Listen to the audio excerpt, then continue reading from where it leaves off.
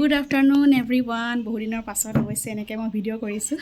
বহুত দিনেই হ'ল ভিডিঅ' নকৰা। আৰু আজি কলেজৰ পৰা অকণমান সোনকালে আহিলোঁ, কিন্তু এতিয়া 2টা বাজিবই হ'ল। সেইটো কাৰণে ভাবিছোঁ কি যোৱা ভিডিঅ'টো দেখিছিলে মই কেকৰ গোটেই মেটেৰিয়েলছখিনি কিনিলোঁ।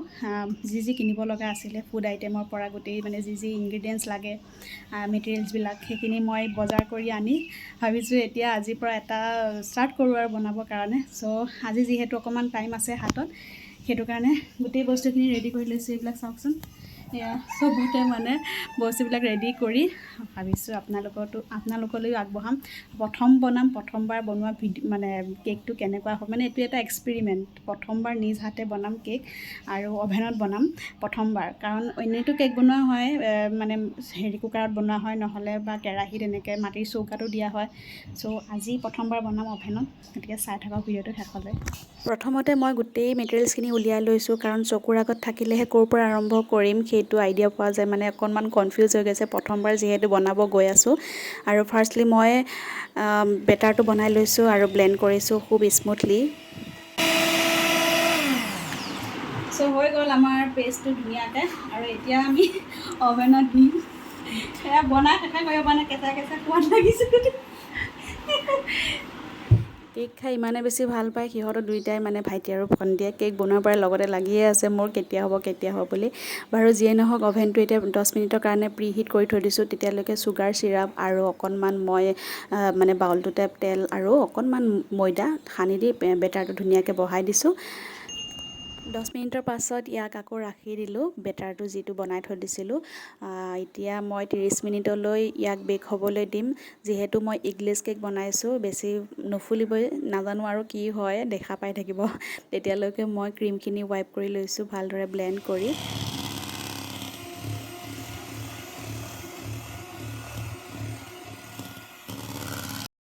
ত্ৰিছ মিনিট বেক হোৱাৰ পাছত আমাৰ কেক ৰেডি হৈ গ'ল। এতিয়া চোৱাৰ সময়, মোৰ চাবলৈ মন গৈ আছে কেনেকুৱানো হৈছে বুলি। বাকী চব ঠিকেই আছিলে, কণী দিয়া নাই যেতিয়া ফুলা নাই বাৰু। কিন্তু এটা প্ৰব্লেম হ'ল, স্পঞ্জি হোৱা নাই কেকটো। কিবা এটা বেটাৰটো বনাওঁতে কম বেছি হৈ গ'ল, সেইটো এটা মাইনাছ পইণ্ট। প্ৰথমবাৰ বনাইছোঁ যেতিয়া কিবা নহয় কিবা এটা বাৰু ভুল হ'বই, সেইটো বেলেগ কথা। পিছলৈ শুদ্ধ কৰিম বাৰু। কিন্তু এতিয়া গোটেইখিনি ৰেডি কৰি লৈছোঁ মেইন কামটোলৈ। গোটেইফালে ক্ৰীম আৰু লগতে চুগাৰ চিৰাপ আৰু টাৰ্ণ টেবুল বেছখন লৈ এতিয়া ইয়াক লেয়াৰকৈ কাটি ক্ৰীম লগাবৰ কাৰণে ৰেডি হৈ লৈছোঁ মই।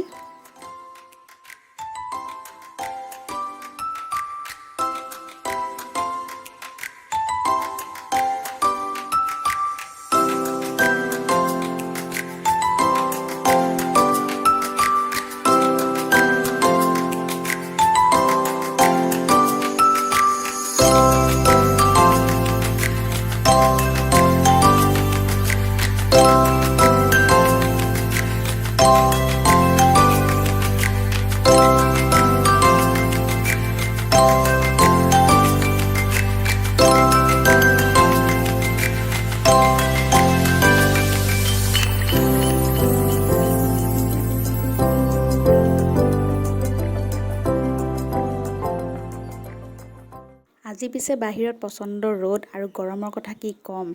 ইমানেই গৰম পৰিছে, ৰুমৰ টেম্পাৰেচাৰ হাই হৈ গৈছে। সেইটো কাৰণে ক্ৰীমবোৰ দেখিছেই নহয়, কোনো ডিজাইনেই উঠা নাই।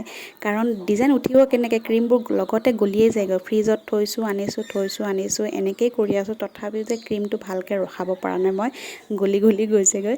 বাকী যিয়েই নহওক, লাষ্টত হ'লেও যে কিবা এটা কেক ৰূপত আহিছেগৈ, সেইটো কাৰণে মই হেপী। বহুত বেছি ষ্ট্ৰাগল হয় কেক বনাওঁতে, এইটো মই আজি ফেচ কৰিছোঁ।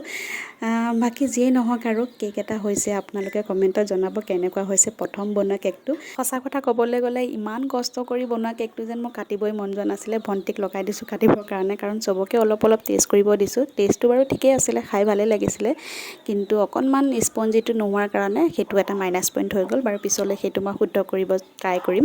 আজি ভিডিঅ'টো ইমানখিনি আছিলে, কমেণ্টত জনাব কেনেকুৱা হৈছে। নেক্সট দিনা মই আকৌ এটা ট্ৰাই কৰিলোঁ, যিহেতু প্ৰথমটো ইমানো বেছি পাৰফেক্ট হোৱা নাছিলে, সেইটো কাৰণে মোৰ মনটোৱে ভৰা নাই।